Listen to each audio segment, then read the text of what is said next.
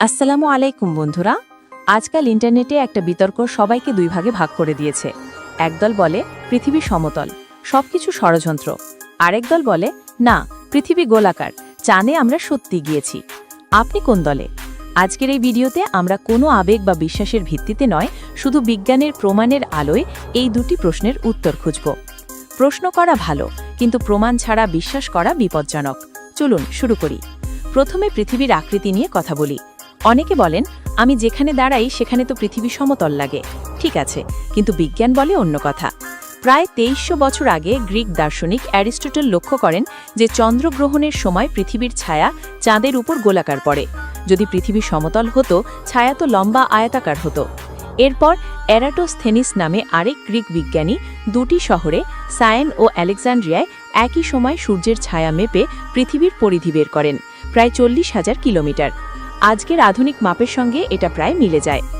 আরেকটি সহজ প্রমাণ যা আপনি নিজে দেখতে পারেন, সমুদ্রে জাহাজ যখন দূরে চলে যায়, প্রথমে জাহাজের নিচের অংশ অদৃশ্য হয়ে যায়, উপরের অংশ পড়ে। যদি পৃথিবী সমতল হতো, পুরো জাহাজ একসঙ্গে ছোট হয়ে যেত। উত্তর গোলার্ধ ও দক্ষিণ গোলার্ধে আকাশের তারা ভিন্ন। উত্তরে পোলারিস তারা দেখা যায়, দক্ষিণে ক্রুক্স। সমতল পৃথিবীতে এটা সম্ভব নয়।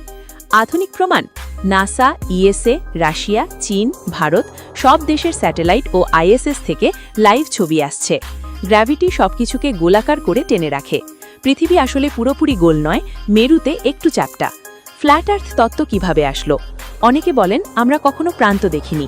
অ্যান্টার্কটিকা আসলে বরফের দেওয়াল, কিন্তু বাস্তবে হাজার হাজার মানুষ অ্যান্টার্কটিকায় গিয়েছে, ফ্লাইট করেছে, জিপিএস কাজ করে, সমুদ্রপথে ঘুরেছে, কোনো প্রান্ত পাওয়া যায়নি। এটা একটা ষড়যন্ত্র তত্ত্ব, কিন্তু কোনো বৈজ্ঞানিক প্রমাণ নেই। মানুষ কি সত্যিই চাঁদে গিয়েছে?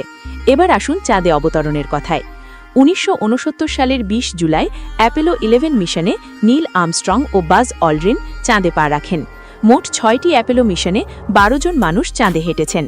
অনেকে বলেন সব স্টুডিওতে শ্যুট করা। চলুন প্রমাণ দেখি। প্রথম প্রমাণ: 382 কেজি চাঁদের পাথর। এগুলোর রাসায়নিক গঠন পৃথিবীর পাথরের থেকে একদম আলাদা। কোনো জলের চিহ্ন নেই, সূর্যের বিকিরণের ছাপ আছে। বিশ্বের শত শত স্বাধীন ল্যাব, যার মধ্যে সোভিয়েত ল্যাবও আছে, এগুলো পরীক্ষা করেছে। দ্বিতীয় প্রমাণ: চাঁদে লাগানো লেজার রিফ্লেক্টর। অ্যাপোলো মিশনগুলোতে এই আয়না বসানো হয়েছে।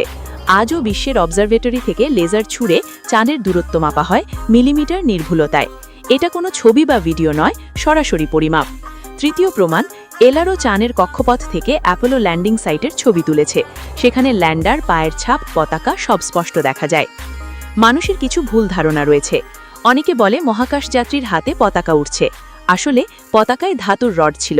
চাঁদে বাতাস নেই, তাই হাত দিয়ে ঘোরালে মুহূর্তের জন্য নড়ে, কিন্তু থেমে যায়। ছবিতে তারা দেখা যায় না, তার কারণ ক্যামেরার এক্সপোজার চাঁদের উজ্জ্বল মাটির জন্য সেট করা ছিল। তারা খুব ক্ষীণ, তাই ধরা পড়েনি। ছায়াগুলো অসমান, তার কারণ চাঁদের মাটি অসমতল, তাই আলোর কোণ ভিন্ন দেখায়। ভ্যান অ্যালেন বেল্টের রেডিয়েশন মানুষ মারবে। রকেট দ্রুত পার হয়েছে, সুরক্ষা ছিল। আর সবচেয়ে বড় কথা, 4 লক্ষাধিক মানুষ এই প্রজেক্টে কাজ করেছে। সোভিয়েত ইউনিয়ন, যারা আমেরিকার প্রতিদ্বন্দ্বী, রিয়েল টাইমে ট্র্যাক করেছে। যদি ফেক হতো, তারা তো ফাঁস করে দিত। তাহলে সারাংশ: বিজ্ঞান বলছে পৃথিবী গোলাকার, অল্প চাপটা, আর মানুষ সত্যিই চাঁদে গিয়েছে। এগুলো কোনো বিশ্বাসের বিষয় নয়, এগুলো পরীক্ষাযোগ্য, পুনরাবৃত্তিযোগ্য প্রমাণের উপর দাঁড়িয়ে। ষড়যন্ত্র তত্ত্ব মজার লাগে, কিন্তু সেগুলো প্রায়ই সরকারি অবিশ্বাস বা আমি বিশেষ জানি ভাব থেকে আসে। আমি বলবো, সন্দেহ করুন, প্রশ্ন করুন, কিন্তু নিজে পরীক্ষা করুন। রাতের আকাশ দেখুন, জাহাজ দেখুন, নাসা অ্যাপ দেখুন, লেজার এক্সপেরিমেন্টের ভিডিও দেখুন।